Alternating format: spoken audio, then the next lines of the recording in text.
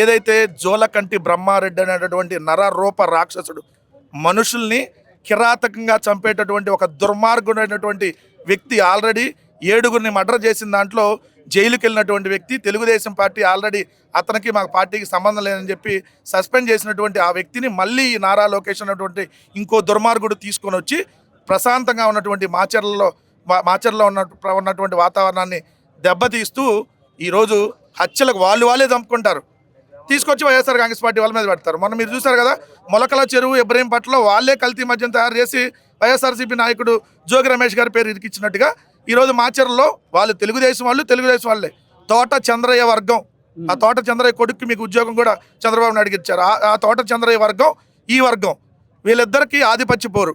ఎందుకంటే ఎస్పీ వచ్చి వీళ్ళని అక్కడ ఈ గ్రామంలో వీళ్ళే పెద్దలని చెప్పి అనౌన్స్ చేసి వెళ్ళాడు.